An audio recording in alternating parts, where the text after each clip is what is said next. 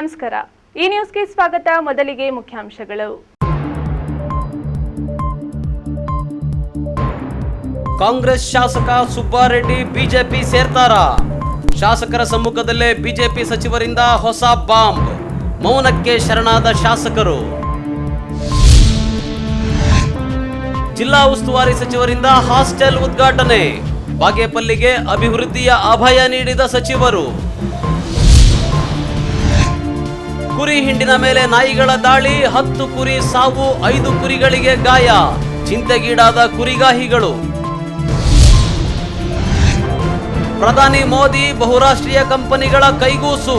ಚಿಕ್ಕಬಳ್ಳಾಪುರದಲ್ಲಿ ಮಾಜಿ ಶಾಸಕ ಜಿವಿ ಶ್ರೀರಾಮರೆಡ್ಡಿ ಆರೋಪ. ವಾರ್ತೆಗಳ ವಿವರ.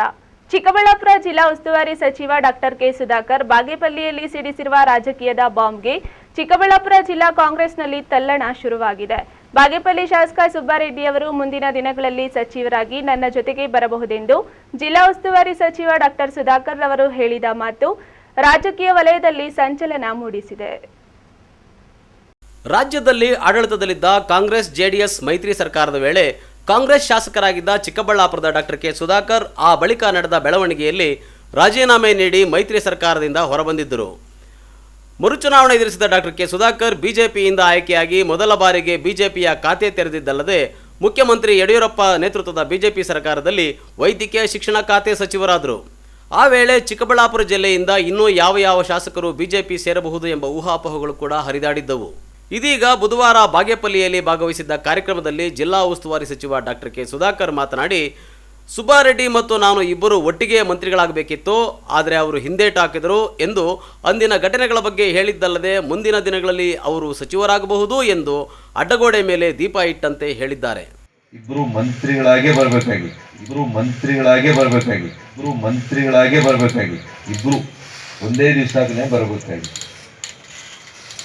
ಫೆಬ್ರವರಿ 6 ಅಂತ ಕಾಣುತ್ತೆ, ಹೌದಾ? ಫೆಬ್ರವರಿ 6ನೇ ತಾರೀಕು ನಾನಾದೆ. ನಮ್ಮ ಹಿಂದೆ ಅಮರ್ ಇದಾರಲ್ಲ, ಅವರು ಮತ್ತು ನಮ್ಮ ಚೇಳೂರಿನ ಕೆಲವು ನಾಯಕರುಗಳು ಇನ್ನ ಇಷ್ಟು ಬೇಗ ಆಗದ್ ಬೇಡ ಮಂತ್ರಿಗಳು, ನೀವು ಸ್ವಲ್ಪ ನಿಧಾನಕ್ಕಾಗ್ರಿ ಅಂತ ಹೇಳ್ಬಿಟ್ರು. ಇನ್ನು ಈ ಬಗ್ಗೆ ಹ್ಞೂ ಅಂತಾಗಲಿ ಅನ್ನದ ಶಾಸಕ ಎಸ್.ಎನ್. ಸುಬ್ಬಾರೆಡ್ಡಿ ಅವರು ಅದೇ ಸಭೆಯಲ್ಲಿ ಮಾತನಾಡಿ, ಚಿಂತಾಮಣಿ, ಗೌರಿಬಿದ್ದೂರು, ಶಿಡ್ಲಘಟ್ಟ ಸೇರಿದಂತೆ ಇದೀಗ ಚಿಕ್ಕಬಳ್ಳಾಪುರ ಶಾಸಕರು ಸಚಿವರಾಗಿದ್ದಾರೆ, ತಮ್ಮ ಕ್ಷೇತ್ರಗಳನ್ನು ಅಭಿವೃದ್ಧಿಪಡಿಸಿಕೊಂಡಿದ್ದಾರೆ. ಉಳಿದಂತೆ ನಾನೂ ಸೇರಿದಂತೆ ಬಾಗೇಪಲ್ಲಿ ಕ್ಷೇತ್ರದ ಇದುವರೆಗಿನ ಶಾಸಕರಾಗಿದ್ದ ಯಾರೂ ಕೂಡ ಸಚಿವರಾಗಿಲ್ಲ. ಇದರಿಂದ ಬಾಗೇಪಲ್ಲಿ ಅಭಿವೃದ್ಧಿಯಲ್ಲಿ ಕುಂಠಿತ ಆಗಿದೆ ಎನ್ನುವುದರ ಮೂಲಕ ಬಾಗೇಪಲ್ಲಿ ಅಭಿವೃದ್ಧಿಗೆ ಶಾಸಕರಾದವರು ಮಂತ್ರಿಯಾಗಲೇಬೇಕಾದ ಅಗತ್ಯ ಇದೆ ಎಂದು ಸೂಚ್ಯವಾಗಿ ಹೇಳಿದ್ದಾರೆ. ಸಚಿವರಾಗಿದ್ರು, ಆ ಕ್ಷೇತ್ರ ಇಂಪ್ರೂವ್ಮೆಂಟ್ ಮಾಡಿಕೊಂಡ್ರು. ಶಿಡ್ಲಘಟ್ಟದಲ್ಲಿ ವಿ ಮುನಿಯಪ್ಪನವರು ಸಚಿವರಾಗಿದ್ದು ಶಿಡ್ಲಘಟ್ಟ ಇಂಪ್ರೂವ್ ಆಯಿತು. ಗೌರಿಬಿದನೂರಲ್ಲಿ ಶಿವಶಂಕರ ರೆಡ್ಡಿ ಸಚಿವರಾಯ್ತು, ಅದು ಸ್ವಲ್ಪ ಡೆವಲಪ್ಮೆಂಟ್ ಆಯಿತು. ಈಗ ಕಡೆಯದಾಗಿರುವುದು ಬಾಗೇಪಲ್ಲಿ. ತಾವು ದಯವಿಟ್ಟು ಚಿಕ್ಕಬಳ್ಳಾಪುರಕ್ಕಿಂತ ಹೆಚ್ಚಿಗೆ ಚಿಕ್ಕಬಳ್ಳಾಪುರ ಡೆವಲಪ್ ಆಗಿದೆ, ನೀವೇನು ಮಾಡಬೇಕಾದ್ದೇನಿಲ್ಲ ಸ್ವಾಮಿ, ಇರೋದು ಬಾಗೇಪಲ್ಲಿ. ಅದರಿಂದ ದಯವಿಟ್ಟು ತಾವು ಬಾಗೇಪಲ್ಲಿಗೆ ಅತ್ಯಂತ ಹೆಚ್ಚಿನ ಕಾಳಜಿ ವಹಿಸಿ ಈ ಕ್ಷೇತ್ರವನ್ನು ಬಹಳ ಮುಂದಕ್ಕೆ ತಗೊಂಡು ಹೋಗ್ಬೇಕು ಅಂತ ಮನವಿ ಮಾಡುತ್ತಾ, ಹಾಗೆ ನಿಮ್ಮ ಚಿಕ್ಕಬಳ್ಳಾಪುರ ನಿಮ್ಮ ಅಡ್ಜಸ್ಟ್ ಆಗಿ ನಿಮ್ಮ ಪಕ್ಕದಲ್ಲೇ ಬಾಗೇಪಲ್ಲಿ ಇರೋದ್ರಿಂದ ಚಿಕ್ಕಬಳ್ಳಾಪುರಕ್ಕೆ ಹೆಂಗ್ ನೋಡ್ಕೊಂಡ್ರೆ ಬಾಗೇಪಲ್ಲಿ ಅದೇ ತರ ನೋಡ್ಕೋಬೇಕು ಅಂತ. ಒಟ್ನಲ್ಲಿ ಕಾಂಗ್ರೆಸ್ನ ಭದ್ರಕೋಟೆಯಾಗಿದ್ದ ಚಿಕ್ಕಬಳ್ಳಾಪುರ ಜಿಲ್ಲೆಯಲ್ಲಿ ನಡೆಯುತ್ತಿರುವ ರಾಜಕೀಯ ಬೆಳವಣಿಗೆಗಳು ಬಿಜೆಪಿಗೆ ಒಂದೊಂದೇ ಅವಕಾಶಗಳಿಗೆ ದಾರಿ ಮಾಡಿಕೊಡ್ತಾ ಇದೆಯಾ ಅನ್ನೋದನ್ನ ಕಾದು ನೋಡಬೇಕಾಗಿದೆ. PS ರಾಜೇಶ್, ಬಾಗೇಪಲ್ಲಿ ಮತ್ತು ಸದಾಶಿವ ಆರಾಧ್ಯ, ಈ ನ್ಯೂಸ್ ಬ್ಯೂರೋ. ಬಾಗೇಪಲ್ಲಿ ತಾಲೂಕು ಸಮಾಜ ಕಲ್ಯಾಣ ಕಚೇರಿ ಲೋಕಾರ್ಪಣೆ ಹಾಗೂ ಪರಿಶಿಷ್ಟ ಜಾತಿಯ ಮೆಟ್ರಿಕ್ ನಂತರ ಬಾಲಕರ ವಿದ್ಯಾರ್ಥಿ ನಿಲಯದ ಕಟ್ಟಡ ಶಂಕುಸ್ಥಾಪನೆ ಕಾರ್ಯಕ್ರಮವನ್ನು ಜಿಲ್ಲಾ ಉಸ್ತುವಾರಿ ಸಚಿವ ಸುಧಾಕರ್ ಉದ್ಘಾಟಿಸಿ ಮಾತನಾಡಿದರು.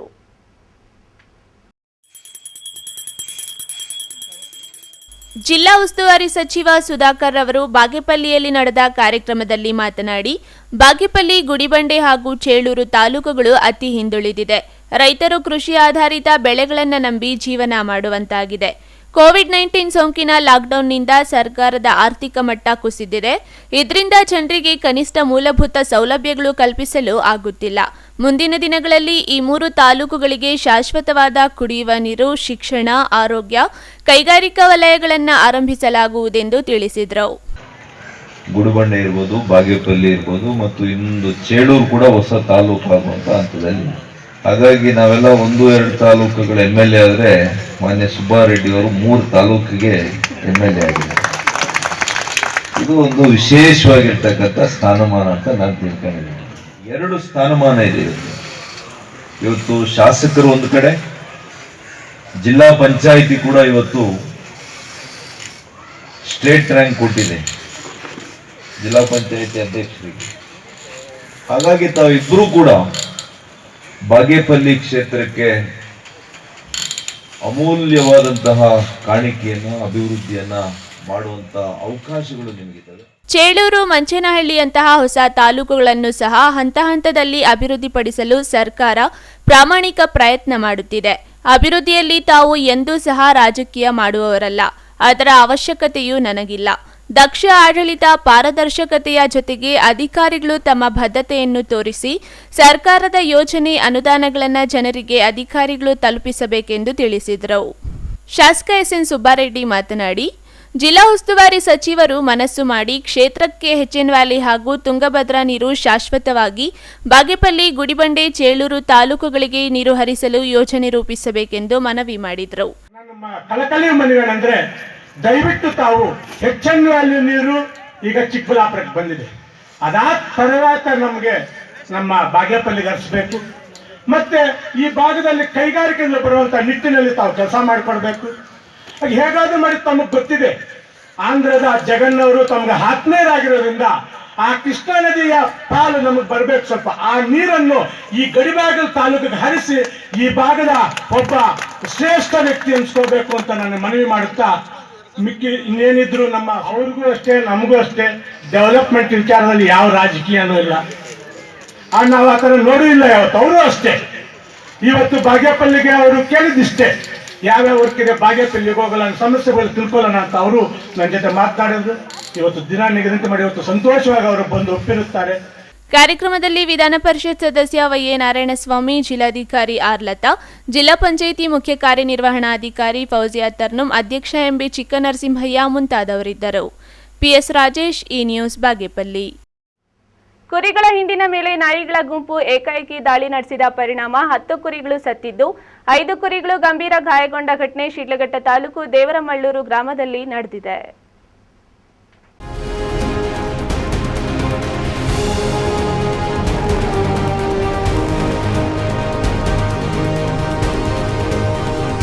ಕೋವಿಡ್ನಂಥ ಸಂಕಷ್ಟದಲ್ಲಿ ರೈತ 10 ಹಲವು ಸಮಸ್ಯೆಗಳಿಗೆ ಸಿಲುಕಿದ್ದು ಬದುಕು ನಡೆಸಲು ಹೆಣಗಾಡುವಂತಾಗಿದೆ.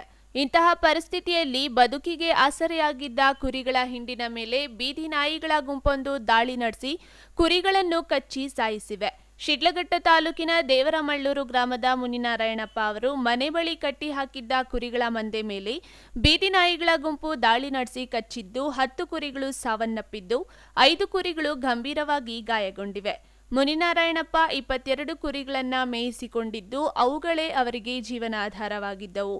ಬದುಕಿಗೆ ಆಸರೆಯಾಗಿದ್ದ ಕುರಿಗಳ ಸಾವಿನಿಂದ ಕಂಗಾಲಾದ ರೈತ ಮುನಿನಾರಾಯಣಪ್ಪ ದಿಕ್ಕು ತೋಚದೆ ಕುಳಿತಿದ್ದಾನೆ.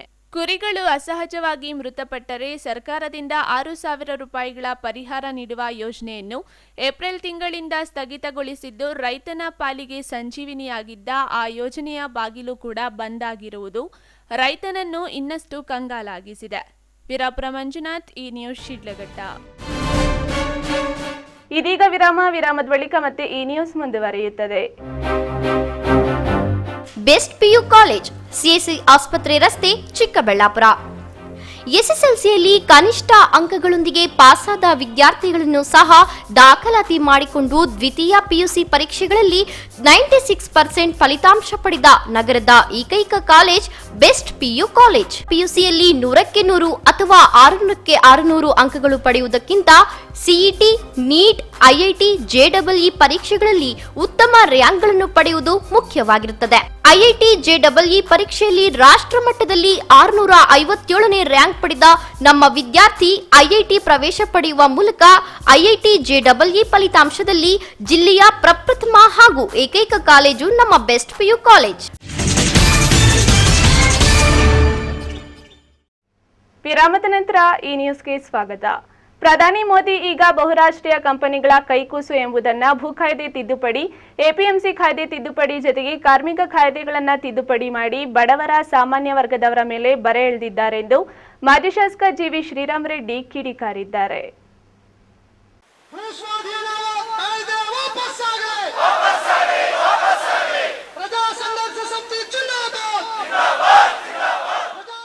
ಸಿಪಿಐಎಂ ಪಕ್ಷದಿಂದ ಹೊರಬಂದ ಬಾಗೇಪಲ್ಲಿ ಮಾಜಿ ಶಾಸಕ ಜಿವಿ ಶ್ರೀರಾಮ್ ರೆಡ್ಡಿ ಪ್ರಜಾ ಸಂಘರ್ಷ ಸಮಿತಿ ಕಟ್ಟಿಕೊಂಡು ಸಮಾಜದಲ್ಲಿ ಹೊಸ ಸಂಘರ್ಷಕ್ಕೆ ಮುಂದಾಗಿದ್ದಾರೆ.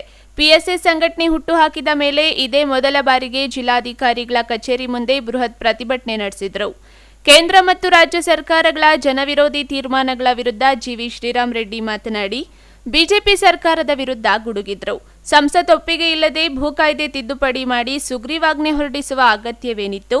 ರೈತರಿಗೆ ಅನುಕೂಲಕರವಾಗಿದ್ದ ಕೃಷಿ ಮಾರುಕಟ್ಟೆ ನಿಯಮಗಳ ತಿದ್ದುಪಡಿ ಮಾಡಿ ಕಾರ್ಪೊರೇಟ್ ಕಂಪನಿಗಳ ಕೈ ಹಿಡಿದ ಪ್ರಧಾನಿ ದೇಶವನ್ನು ಹಿನ್ನಡೆಗೆ ತೆಗೆದುಕೊಂಡು ಹೋಗುತ್ತಿದ್ದಾರೆ. ಕಾರ್ಮಿಕರಿಗೆ ಭದ್ರತೆ ಒದಗಿಸಿದ್ದ ಕಾನೂನನ್ನೇ ತಿದ್ದುಪಡಿ ಮಾಡಿ ಬೀದಿಗಿಟ್ಟಿದ್ದಾರೆಂದರು. ಬಿಜೆಪಿಯವರು ಪ್ರಾರಂಭದಿಂದಲೂ ಪಾಳೆಗಾರ ಪರವಾಗಿದ್ದವರು. ದೇಶಕ್ಕೆ ಸ್ವಾತಂತ್ರ್ಯ ಬಂದಾಗ ನಮ್ಮ ದೇಶದ ಪಾಳೆಗಾರ ಇದ್ದರು ರಾಜ ಮಹಾರಾಜ, ಅವ್ರ ಪರವಾಗಿದ್ದಂಥವ್ರು. ಇವತ್ತು ಅದೇ ಸಂಸ್ಕೃತಿಯನ್ನು ಅವರು ಇವತ್ತು ಈ ದೇಶದಲ್ಲಿ ತರ್ತಾ ಇದ್ದಾರೆ. ಅದನ್ನ ಕಾನೂನನ್ನು ಸಂಪೂರ್ಣವಾಗಿ ಹಿಂಪಡಿಬೇಕು ಅಂತ ಹೇಳಿ ನಾವು ಸರ್ಕಾರವನ್ನು ಒತ್ತಾಯ ಮಾಡ್ತಾ ಇದ್ದೀವಿ. ಅದೇ ರೀತಿಯಲ್ಲಿ ಕಾರ್ಮಿಕ ಸುಗ್ರೀವಾಜ್ಞೆಯನ್ನು ವಾಪಸ್ ಪಡಿಬೇಕು ಅಂತ ಹೇಳಿ ನಾವು ಒತ್ತಾಯ ಮಾಡ್ತಾ ಇದ್ದೀವಿ. ಇಲ್ಲದ್ರೆ ಇನ್ನೂ ಹೋರಾಟವನ್ನು ತೀವ್ರ ಮಾಡಿ. ಇನ್ನೊಂದು ಎಪಿಎಂಸಿ ಕಾಯ್ದೆ ತಿದ್ದುಪಡಿ ಮಾಡಿರೋದ್ರ ಪರಿಣಾಮ ಏನಾಗುತ್ತೆ ಅಂದ್ರೆ ರೈತರಿಗೆ ಸಂಪೂರ್ಣವಾಗಿ ನ್ಯಾಯಯುತವಾದಂತ ಬೆಲೆ ಸಿಗುವುದಿಲ್ಲ. ಕಂಪನಿಗಳ ಮಧ್ಯೆ ಪ್ರವೇಶ ಮಾಡುತ್ತೆ, ದಲ್ಲಾಳಿಗಳ ಕೈ ಮೇಲ್ಗೈ ಆಗುತ್ತೆ, ರೈತರು ಸರಿಯಾದ ನ್ಯಾಯವಾದಂತ ಫಸಲಿಗೆ ಬೆಲೆ ಸಿಗುವುದಿಲ್ಲ. ಆ ತಿದ್ದುಪಡಿಯನ್ನು ವಾಪಸ್ ತಗೋಬೇಕು ಅಂತ ಹೇಳ್ತಕ್ಕಂಥ ಅಂಶವನ್ನು ನಾವು ಸರ್ಕಾರದ ಗಮನಕ್ಕೆ ತರ್ತಾ ಇದ್ದೀವಿ. ಇನ್ನೊಂದು ಕಡೆ ಅಂಶ, ಕರೋನಾ ನಿರ್ವಹಣೆಯಲ್ಲಿ ಸಾವಿರಾರು ಕೋಟಿ ರೂಪಾಯಿ ಅವ್ಯವಹಾರ ನಡೆದಿದೆ ಆರೋಪ ಬಂದಿದೆ ಸರ್ಕಾರದ ಮೇಲೆ. ಯಡಿಯೂರಪ್ಪ ಪರಿಹಾರದ ಮೇಲೆ ಪರಿಹಾರ ಘೋಷಣೆ ಮಾಡಿದ್ರು ಎಲ್ಲಾ ವಿಭಾಗಗಳಿಗೂ ಕೂಡ. ಒಬ್ಬರಿಗೂ ಪರಿಹಾರ ಸಿಕ್ಕಿಲ್ಲ. ಇನ್ನು ಅಲ್ಲಿ ಇಲ್ಲಿ ಒಬ್ಬರಿಗೋ ಇಬ್ಬರಿಗೂ ಸಿಕ್ಕಿರೋದು ಬಿಟ್ರೆ ಪೂರ್ತಿಯಾಗಿ ನೀವು ಏನು ಘೋಷಣೆ ಮಾಡಿದ್ದೀರಿ ಆ ಪರಿಹಾರ ಆ ವಿಭಾಗದ ಜನರಿಗೆ, ಅಂದ್ರೆ ಯಾವ್ಯಾವ ವಿಭಾಗದ ಜನರಿಗೆ ನೀವು ಘೋಷಣೆ ಮಾಡಿದಿರಿ ಅವ್ರು ಯಾರಿಗೂ ಕೂಡ ಆ ಪರಿಹಾರ ಸಂಪೂರ್ಣವಾಗಿ ತಲುಪಿಲ್ಲ. ಕರೋನಾ ಬಂದು ಕಾರ್ಮಿಕರು, ಪ್ರತ್ಯೇಕವಾಗಿ ವಲಸೆ ಕಾರ್ಮಿಕರು, ಭಿಕ್ಷುಕರಾಗಿರೋ ಒಬ್ಬ ಹೆಣ್ಣುಮಗಳು ಊಟ ಇಲ್ಲದೆ ನಡ್ಕೊಂಡು ಹೋಗ್ತಾ ಇರೋ ಸತ್ತೋಗ್ಬಿಟ್ಲ ದಾರಿಯಲ್ಲಿ. ಆ ರೀತಿ ಸತ್ತವರು ಸುಮಾರು ಜನ ಇದ್ದಾರೆ. ಕರೋನಾ ಕಾರ್ಮಿಕರು, ವಲಸೆ ಕಾರ್ಮಿಕರು, ಬಸ್ ಇಲ್ಲದೆ, ಟ್ರೈನ್ ಇಲ್ಲದೆ, ಬಸ್ ಚಾರ್ಜ್ ದುಡ್ಡಿಲ್ಲದೆ, ನೀವೆಲ್ಲ ಫೋಟೋ ನೋಡಿರ್ಬೋದು. ಈ ಪ್ರತಿಭಟನೆಯಲ್ಲಿ ಪಿಎಸ್ಎಸ್ ಸಂಘಟನೆ ಸಹ ಸಂಚಾಲಕರಾದ ಚನ್ನರಾಯಪ್ಪ, ಗೌರಿಬಿದನೂರು ರಾಜು, ಮಧು, ನಯಾಜ್ ಇತರೆ ಮುಖಂಡರುಗಳು ಭಾಗವಹಿಸಿದ್ದರು. ಕೆಎಸ್ ನಾರಾಯಣಸ್ವಾಮಿ, ಈ ನ್ಯೂಸ್, ಚಿಕ್ಕಬಳ್ಳಾಪುರ. ಚಿಕ್ಕಬಳ್ಳಾಪುರ ಜಿಲ್ಲೆಯಲ್ಲಿ ಕೊರೋನಾ ಸೋಂಕಿತರ ಸಂಖ್ಯೆ ಇಳಿಮುಖವಾಗುತ್ತಿದೆ. ಇಂದು ಜಿಲ್ಲೆಯಲ್ಲಿ ಒಟ್ಟು ಕೇವಲ 24 ಹೊಸ ಪ್ರಕರಣಗಳು ಕಾಣಿಸಿಕೊಂಡಿದ್ದು, ಚಿಂತಾಮಣಿಯಲ್ಲಿ ಒಬ್ಬರು ಮೃತಪಟ್ಟಿದ್ದಾರೆ. ಒಟ್ಟು 54,700 ಮಂದಿಯ ಸ್ಯಾಂಪಲ್ ಸಂಗ್ರಹ ಮಾಡಿದ್ದು, ಆ ಪೈಕಿ 50,640 ಜನರಿಗೆ ನೆಗೆಟಿವ್ ಬಂದಿದೆ. ಆಗಸ್ಟ್ 15 ಸಮೀಪಿಸುತ್ತಿದೆ. 74ನೇ ಸ್ವಾತಂತ್ರ್ಯೋತ್ಸವದ ಗುಂಗಿನಲ್ಲಿ ದೇಶವೆಲ್ಲ ಒಗ್ಗೂಡುತ್ತಿದೆ. ಆದರೆ ಕೊರೋನಾ ಭಯ, ಅಂತರ ಕಾಯ್ದುಕೊಂಡೇ ಸಂಭ್ರಮ ವೀಕ್ಷಿಸಬೇಕಿದೆ. ಚಿಕ್ಕಬಳ್ಳಾಪುರ ಜಿಲ್ಲೆಯಲ್ಲಿ ಸ್ವಾತಂತ್ರ್ಯ ಸಮೀಪಿಸುತ್ತಿದ್ದಂತೆ ಕೊರೋನಾ ಹರಡುವ ಭೀತಿಯೂ ಕಡಿಮೆಯಾಗುತ್ತಿದೆ. ಇಂದು ಜಿಲ್ಲೆಯಲ್ಲಿ ಕೇವಲ 24 ಜನರಿಗೆ ಸೋಂಕು ಹರಡಿದೆ. ಚಿಂತಾಮಣಿಯಲ್ಲಿ 60 ವರ್ಷದ ವೃದ್ಧ ಪೇಷಂಟ್ ನಂಬರ್ 1,86,558 ಕೊರೋನಾಗೆ ಬಲಿಯಾಗಿದ್ದು, ಜಿಲ್ಲೆಯಲ್ಲಿ ಇದುವರೆಗೂ ಸಾವಿನ ಸಂಖ್ಯೆ 48ಕ್ಕೆ ಏರಿಕೆಯಾಗಿದ್ದರೆ ಪಾಸಿಟಿವ್ ಬಂದವರ ಸಂಖ್ಯೆ 2,722ಕ್ಕೆ ಏರಿದೆ. ಆ ಪೈಕಿ 1,868 ಜನ ಗುಣಮುಖವಾಗಿ ಮನೆ ಸೇರಿಕೊಂಡಿದ್ದಾರೆ. ಇನ್ನು ಇಂದು ಚಿಕ್ಕಬಳ್ಳಾಪುರ ಜಿಲ್ಲೆಯ ತಾಲೂಕುವಾರು ಸೋಂಕಿತರ ಸಂಖ್ಯೆ ಹೀಗಿದೆ.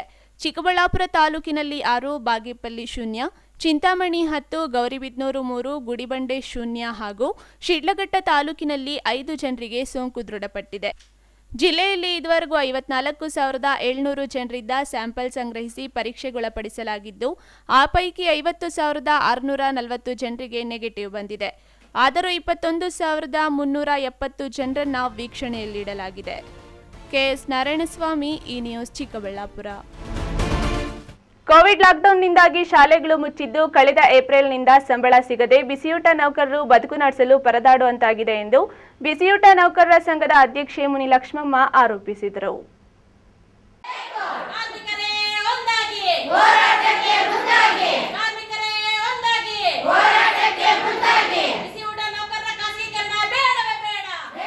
ವಿವಿಧ ಬೇಡಿಕೆಗಳನ್ನು ಈಡೇರಿಸುವಂತೆ ಆಗ್ರಹಿಸಿ ಶಿಡ್ಲಘಟ್ಟ ತಾಲೂಕಿನ ಬಿಸಿಯೂಟ ನೌಕರರು ಸಿಐಟಿಯು ಸಂಘಟನೆಯ ನೇತೃತ್ವದಲ್ಲಿ ಶಿಡ್ಲಘಟ್ಟ ತಾಲೂಕು ಪಂಚಾಯಿತಿ ಕಚೇರಿ ಆವರಣದಲ್ಲಿ ಪ್ರತಿಭಟನೆ ನಡೆಸಿ ಮನವಿ ಪತ್ರವನ್ನು ಸಲ್ಲಿಸಿದರು. ಪ್ರತಿಭಟನೆಯನ್ನ ಉದ್ದೇಶಿಸಿ ಸಂಘದ ಮುಖ್ಯಸ್ಥೆ ಮುನಿಲಕ್ಷ್ಮಮ್ಮ ಮಾತನಾಡಿ, ಬಿಸಿಯೂಟ ನೌಕರರ ನಾನಾ ಬೇಡಿಕೆಗಳನ್ನು ಈಡೇರಿಸುವಂತೆ ಇದುವರೆಗೂ ನಾನಾ ಹಂತದಲ್ಲಿ ರಾಜ್ಯದ ಉದ್ದ ಅಗಲಕ್ಕೂ ಪ್ರತಿಭಟನೆ ನಡೆಸಿದ್ದೇವೆ. ಮುಖ್ಯಮಂತ್ರಿ ಯಡಿಯೂರಪ್ಪ, ಶಿಕ್ಷಣ ಸಚಿವ ಸುರೇಶ್ ಕುಮಾರ್ ಹಾಗೂ ಸರ್ಕಾರದ ಮುಖ್ಯ ಕಾರ್ಯದರ್ಶಿ ವಿಜಯ ಭಾಸ್ಕರ್ ಅವರಿಗೆ ಕಳೆದ ಏಪ್ರಿಲ್ನಲ್ಲಿ ಮನವಿಯನ್ನ ಸಲ್ಲಿಸಿದ್ದರೂ ಇದುವರೆಗೂ ಬೇಡಿಕೆಗಳನ್ನು ಈಡೇರಿಸುವಂತಹ ಯಾವುದೇ ಪ್ರಯತ್ನಗಳು ಸರ್ಕಾರದ ಮಟ್ಟದಲ್ಲಿ ಆಗಿಲ್ಲ ಎಂದು ಬೇಸರ ವ್ಯಕ್ತಪಡಿಸಿದರು. ತಾಲೂಕಲ್ಲಿ ಮತ್ತು ಜಿಲ್ಲಾ ಮಟ್ಟದಲ್ಲಿ ಈ ಹೋರಾಟವನ್ನು 5 ದಿನಗಳ ಕಾಲ ಮಾಡಿ ಅಂತ ಹೇಳಿಬಿಟ್ಟು ನಮಗೆ ಕರೆ ಬಂದಿತ್ತು. ಅದಕ್ಕೆ ಇನ್ನೂ 3 ದಿನಗಳ ಕಾಲ ಇದೆ.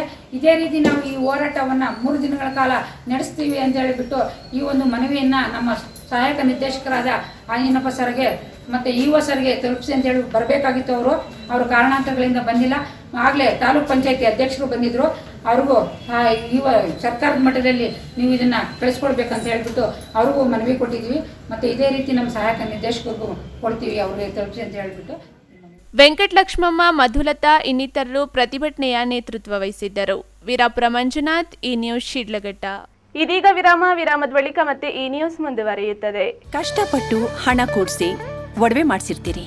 ಮಕ್ಕಳ ಉನ್ನತಾಭ್ಯಾಸಕ್ಕೋ ಅವರ ಮದುವೆಗೋ ಆ ಚಿನ್ನವನ್ನ ಮಾರೋಕೆ ಅಂತ ಹೋದ್ರೆ ಬೇಕಾಬಿಟ್ಟಿ ಬೆಲೆ ಕೇಳ್ತಾರೆ ಅನ್ನೋ ಚಿಂತೆಲಿದ್ದೀರಾ? ಇಂದೇ ಹಿಂದೂಸ್ತಾನ್ ಗೋಲ್ಡ್ ಕಂಪನಿಗೆ ಬನ್ನಿ. ನಿಮ್ಮಲ್ಲಿರೋ ಹಳೆ ಚಿನ್ನ ಆಗ್ಲಿ ಅಥವಾ ನೀವು ಅಡ ಇಟ್ಟಿರೋ ಚಿನ್ನ ಆಗ್ಲಿ ತಕ್ಷಣ ಬಿಡಿಸಿ ಇಂದಿನ ಆನ್ಲೈನ್ ಬೆಲೆಗೆ ಕೊಂಡುಕೊಂಡು ಕೂಡ್ಲೆ ಬಾಕಿ ಹಣವನ್ನ ನಿಮ್ಮ ಕೈಗಿಡ್ತಾರೆ. ಹಿಂದೂಸ್ತಾನ್ ಗೋಲ್ಡ್ ಕಂಪನಿ, ಇದು ನಿಮ್ಮ ಕಂಪನಿ. ವಿರಾಮದ ನಂತರ ಈ ನ್ಯೂಸ್ಗೆ ಮತ್ತೆ ಸ್ವಾಗತ.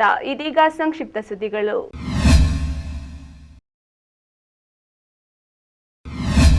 ನಷ್ಟ ಮಾಡಿದ್ದಾರೆ. ಪೊಲೀಸ್ ಸ್ಟೇಷನ್ ಬೆಂಕಿ ಹಚ್ಚಕ್ಕೆ ಹೋಗಿದ್ದಾರೆ. ಪೊಲೀಸರ ಮೇಲೆ ಹಲ್ಲೆ ಮಾಡಿದ್ದಾರೆ. ಈ ಮಟ್ಟಿಗೆ ಇರ್ತಕ್ಕಂತ ಏನು ಕಿಡಿಗೇಡಿಗಳಿದೆ. ಬೆಂಗಳೂರಿನ ಡಿಜೆಹಳ್ಳಿಯಲ್ಲಿ ಗಲಾಟೆ ವೇಳೆ ವರದಿ ಮಾಡಲು ತೆರಳಿದ್ದ ಪತ್ರಕರ್ತರ ಮೇಲೆ ಕಿಡಿಗೇಡಿಗಳು ಹಲ್ಲೆ ನಡೆಸಿರುವುದನ್ನು ಖಂಡಿಸಿ ಚಿಕ್ಕಬಳ್ಳಾಪುರದ ಪತ್ರಕರ್ತರ ಭವನದ ಮುಂದೆ ಪ್ರತಿಭಟನೆ ನಡೆಸಿ ಜಿಲ್ಲಾಧಿಕಾರಿಗಳಿಗೆ ಮನವಿ ಸಲ್ಲಿಸಲಾಯಿತು. ಈ ವೇಳೆ ಮಾತನಾಡಿದ ಜಿಲ್ಲಾ ಕಾರ್ಯನಿರತ ಪತ್ರಕರ್ತರ ಸಂಘದ ಅಧ್ಯಕ್ಷ ಮುನಿಕೃಷ್ಣಪ್ಪ, ಮಾಧ್ಯಮದವರ ಮೇಲೆ ಹಲ್ಲೆ ಮಾಡಿ ಕ್ಯಾಮೆರಾ ಮತ್ತು ವಾಹನ ಜಖಂಗೊಳಿಸಿದ ಕಿಡಿಗೇಡಿಗಳನ್ನು ಬಂಧಿಸಿ ಅವರಿಗೆ ಕಠಿಣ ಶಿಕ್ಷೆಗೆ ಒಳಪಡಿಸುವಂತೆ ಒತ್ತಾಯಿಸಿದರು. ಈ ವೇಳೆ ಜಿಲ್ಲಾ ಕಾರ್ಯನಿರತ ಪತ್ರಕರ್ತರ ಸಂಘದ ಪದಾಧಿಕಾರಿಗಳು, ಸದಸ್ಯರು, ಹಿರಿಯ ಪತ್ರಕರ್ತರು ಭಾಗವಹಿಸಿದ್ದರು. ದಾಕ್ಷಿಣ್ಯವಾಗಿ ಮಟ್ಟ ಹಾಕಲೇಬೇಕು. ಒಂದು ಸಣ್ಣ ಕುಗ್ರಾಮದಲ್ಲಿ, ಅದು ಕೂಡ ಗಡಿ ಭಾಗದ ಗುಡಿಬಂಡೆ ತಾಲೂಕಿನಲ್ಲಿ ಇರ್ತಕ್ಕಂಥ ಹೆಣ್ಮಗು ಗುಡಿಬಂಡೆ ತಾಲೂಕಿನಲ್ಲಿ ಎಸ್ಎಸ್ಎಲ್ಸಿ ಪರೀಕ್ಷೆಯಲ್ಲಿ ಅತಿ ಹೆಚ್ಚು ಅಂಕಗಳನ್ನು ಗಳಿಸಿದ ಲಕ್ಕೇನಹಳ್ಳಿ ಗ್ರಾಮದ ಡಿ ಐಶ್ವರ್ಯ ಮನೆಗೆ ವೈದ್ಯಕೀಯ ಶಿಕ್ಷಣ ಸಚಿವ ಡಾಕ್ಟರ್ ಕೆ ಸುಧಾಕರ್ ತೆರಳಿ ಅಭಿನಂದನೆಗಳನ್ನು ಸಲ್ಲಿಸಿ ಸನ್ಮಾನಿಸಿದ್ದಾರೆ. ಈ ಸಂದರ್ಭದಲ್ಲಿ ಮಾತನಾಡಿದ ಅವರು, ಈ ವಿದ್ಯಾರ್ಥಿನಿ ವೈದ್ಯಕೀಯ ಶಿಕ್ಷಣ ಮಾಡುತ್ತೇನೆಂದು ಹೇಳಿದ್ದಾರೆ. ಆದ್ದರಿಂದ ಮುಂದಿನ ಶೈಕ್ಷಣಿಕ ವ್ಯಾಸಂಗಕ್ಕಾಗಿ ಎಲ್ಲಾ ರೀತಿಯ ಸೌಲಭ್ಯಗಳನ್ನು ಒದಗಿಸಿಕೊಡುತ್ತೇನೆ ಮತ್ತು 2-3 ದಿನಗಳಲ್ಲಿ ನನ್ನ ಕಡೆಯಿಂದ ಒಂದು ಲ್ಯಾಪ್ಟಾಪ್ ಕೊಡುತ್ತೇನೆಂದು ಭರವಸೆಯನ್ನ ನೀಡಿದರು. ಈ ವೇಳೆ ಶಾಸಕ SN Subbareddy, MLC YA Narayanaswamy, ಜಿಲ್ಲಾಧಿಕಾರಿ ಆರ್ ಲತಾ, ಸಿಇಒ ಫೌಜಿಯಾ ತರ್ನಂ ಮುಂತಾದವರಿದ್ದರು. ಕೊನೆಯಲ್ಲಿ ಮತ್ತೊಮ್ಮೆ ಮುಖ್ಯಾಂಶಗಳು. ಕಾಂಗ್ರೆಸ್ ಶಾಸಕ ಸುಬ್ಬಾರೆಡ್ಡಿ ಬಿಜೆಪಿ ಸೇರ್ತಾರಾ? ಶಾಸಕರ ಸಮ್ಮುಖದಲ್ಲೇ ಬಿಜೆಪಿ ಸಚಿವರಿಂದ ಹೊಸ ಬಾಂಬ್. ಮೌನಕ್ಕೆ ಶರಣಾದ ಶಾಸಕರು. ಜಿಲ್ಲಾ ಉಸ್ತುವಾರಿ ಸಚಿವರಿಂದ ಹಾಸ್ಟೆಲ್ ಉದ್ಘಾಟನೆ. ಬಾಗೇಪಲ್ಲಿಗೆ ಅಭಿವೃದ್ಧಿಯ ಅಭಯ ನೀಡಿದ ಸಚಿವರು. ಕುರಿ ಹಿಂಡಿನ ಮೇಲೆ ನಾಯಿಗಳ ದಾಳಿ, 10 ಕುರಿ ಸಾವು, 5 ಕುರಿಗಳಿಗೆ ಗಾಯ. ಚಿಂತೆಗೀಡಾದ ಕುರಿಗಾಹಿಗಳು. ಪ್ರಧಾನಿ ಮೋದಿ ಬಹುರಾಷ್ಟ್ರೀಯ ಕಂಪನಿಗಳ ಕೈಗೂಸು. ಚಿಕ್ಕಬಳ್ಳಾಪುರದಲ್ಲಿ ಮಾಜಿ ಶಾಸಕ ಜಿವಿ ಶ್ರೀರಾಮರೆಡ್ಡಿ ಆರೋಪ. ದಿನನಿತ್ಯದ ವೈಭವೀಕರಣವಿಲ್ಲದ ನೈಜ ಸುದ್ದಿಗಳಿಗಾಗಿ ತಪ್ಪದೇ ವೀಕ್ಷಿಸಿ ಈ ನ್ಯೂಸ್. ವಂದನೆಗಳೊಂದಿಗೆ ಶಬ್ರಿಂತಾಜ್.